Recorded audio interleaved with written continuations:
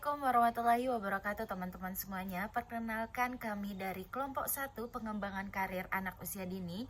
Di sini kami akan mempresentasikan hasil diskusi kami terkait materi menganalisis hakikat pengembangan karir. Yang terhormat dosen pengampu kita Ibu Dr. Farida Mayar MPD. Nah, di sini saya tidak sendiri. Perkenalkan sebelum itu saya sebagai moderator, saya Revina Angelia, rekan saya Seroja, Anissa Farhata, dan yang terakhir Olivia Ningsih. Selamat menyaksikan. Baiklah, di sini saya akan menjelaskan tentang kedudukan pengembangan karir. Nah, di mana karir itu sendiri berasal dari bahasa Belanda yaitu karir, yang artinya sendiri adalah perkembangan dan juga kemajuan dalam pekerjaan seseorang. Karir juga bisa diartikan sebagai jenjang pekerjaan atau jabatan yang biasanya berhubungan dengan imbalan berupa gaji ataupun uang.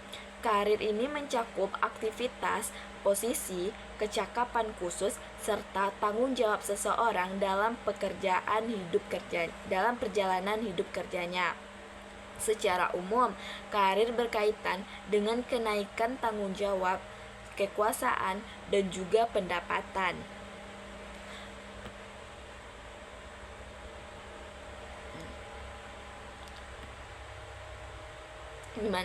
Sedangkan pengembangan karir adalah proses yang dilakukan organisasi untuk mendapatkan status, posisi, jabatan, dan juga kemampuan karyawan. Peningkatan karir bisa berupa naik jabatan atau naik golongan kepangkatan. Jika pengembangan karir diabaikan, maka perkembangan organisasi atau lembaga juga akan terhambat. Pentingnya perkembangan karir bagi individu, contohnya guru ataupun konselor, tentunya adalah bisa memberikan kepuasan kerja, meningkatkan penghasilan, dan juga menambah rasa nyaman dan juga motivasi kerja. Sedangkan bagi organisasi atau lembaga itu bisa menjamin sumber daya manusia terus berkembang, menghindari masalah stagnasi, dan juga meningkatkan kemajuan dan kualitas lembaga. Jadi kesimpulannya adalah karir adalah perjalanan pekerjaan seseorang yang terus berkembang, sedangkan pengembangan karir penting untuk kepuasan individu maupun untuk kemajuan organisasi. Dengan cita-cita dan arah karir yang jelas, seseorang akan lebih termotivasi untuk meraih kesuksesan. Untuk materi yang kedua tentang konsep perkembangan karir yang dipengaruhi oleh faktor internal. Nah, yang dipengaruhi oleh faktor internal di dalamnya termasuk bakat, minat, dan kecerdasan. Sedangkan eksternal meliputi lingkungan, ekonomi, dan sosial. Nah, menurut Hadiarmi tahun 2009, perpaduan antara faktor internal dengan faktor eksternal diri sendiri melahirkan pilihan karir seseorang. Tetapi yang lebih dominan dalam mempengaruhi diri seseorang itu adalah diri sendiri. Super membagi pada dua konsep utama, yaitu peran kehidupan yang menggambarkan tentang pelajar, pekerja, warga negara, aktivitas, waktu luang, keluarga, dan anak. Dan tahapan yang kedua yaitu tahap kehidupan. Nah, konsep ini digambarkan oleh Super dalam pelangi kehidupan karir Life Career Rainbow. Dikutip dari Sidik tahun 2012, yang dimana bagian di luar dari pelangi menggambarkan usia dan tahapan kehidupan.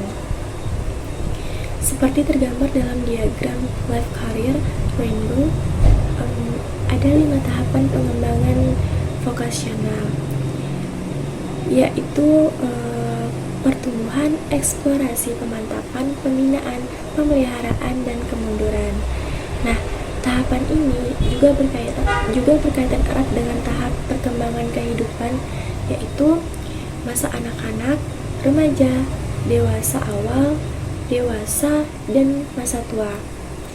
Nah, yang kedua yaitu konsep tahap perkembangan ini kurang lebih sama dengan rentang usia masing-masing. Selanjutnya, menurut Super atau Sharp tahun 1992, perkembangan karir pada masa anak-anak dipengaruhi oleh adanya dorongan atau yang lebih dikenal dengan perasaan curiga.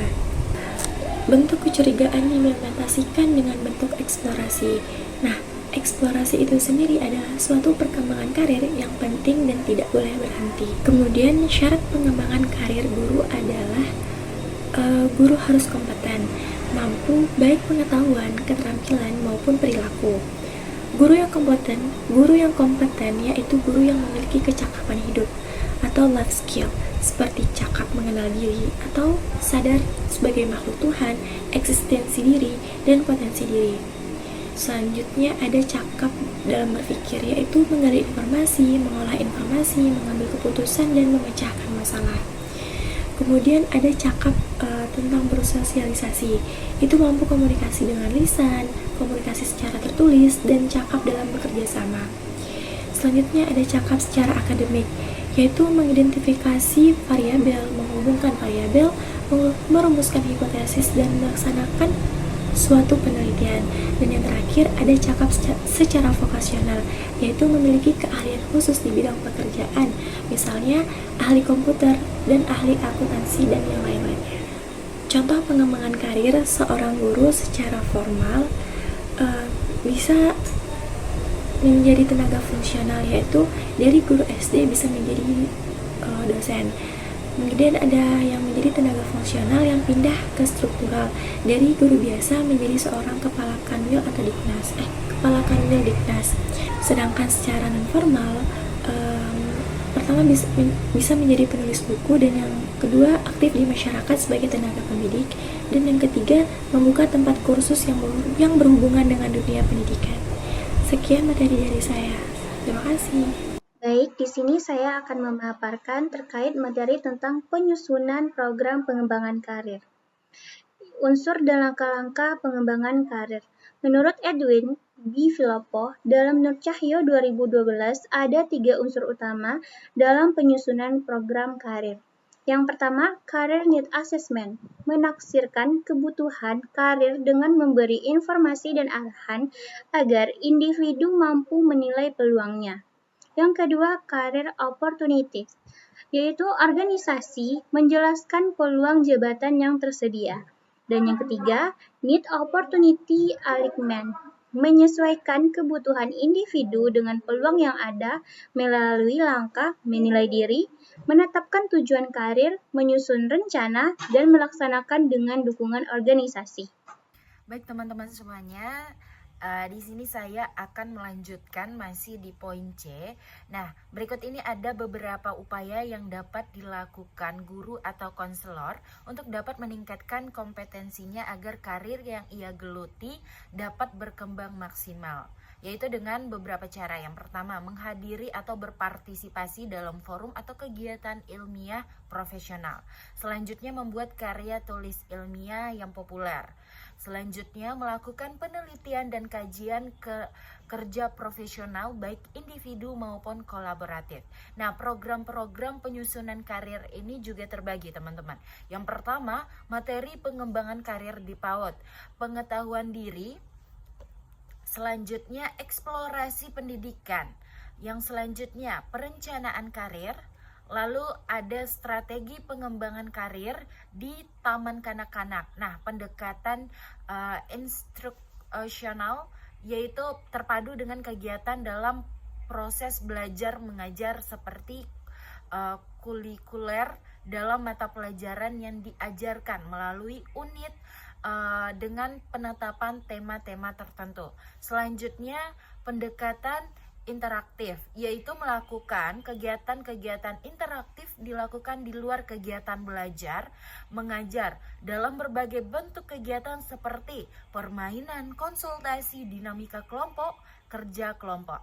Nah, selanjutnya pendekatan dukungan sistem, maksudnya adalah dengan menciptakan suasana sekolah di lingkungannya sedemikian rupa sehingga secara tidak langsung telah memberikan suatu iklim yang menunjang perkembangan siswa. Nah, yang terakhir teman-teman, pendekatan pengembangan pribadi. Maksudnya adalah yaitu dengan memberikan kesempatan kepada siswa untuk berkembang sesuai dengan kondisi dirinya sendiri. Nah, pendekatan ini dapat dilakukan dengan memberikan tugas-tugas individual, penelusuran minat dan kemampuan bagi siswa. Nah, baik teman-teman semuanya, terima kasih telah mendengarkan pemaparan materi dari kelompok 1. Nah, dapat kita simpulkan dari materi yang telah kami sampaikan tadi adalah, pengembangan karir merupakan suatu proses penting yang tidak hanya berkaitan dengan peningkatan jabatan, tetapi juga menyangkut pengembangan kemampuan, keterampilan, dan profesional individu dalam dunia kerja. Nah, karir dipandang sebagai perjalanan panjang yang melibatkan pertumbuhan, eksplorasi, pemantapan hingga pemeliharaan dan pada akhirnya kemunduran. Nah, proses ini sangat dipengaruhi oleh faktor internal seperti bakat, minat, kecerdasan, serta faktor eksternal lainnya seperti lingkungan keluarga, sekolah, dan masyarakat.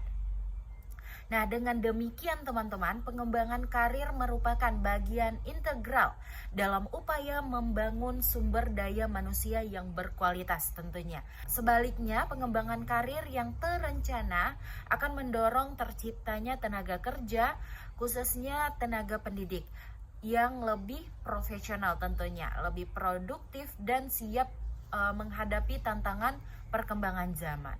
Nah, demikian pemaparan dari kami kelompok 1 teman-teman. Terima kasih yang telah mendengarkan. Wassalamualaikum warahmatullahi wabarakatuh.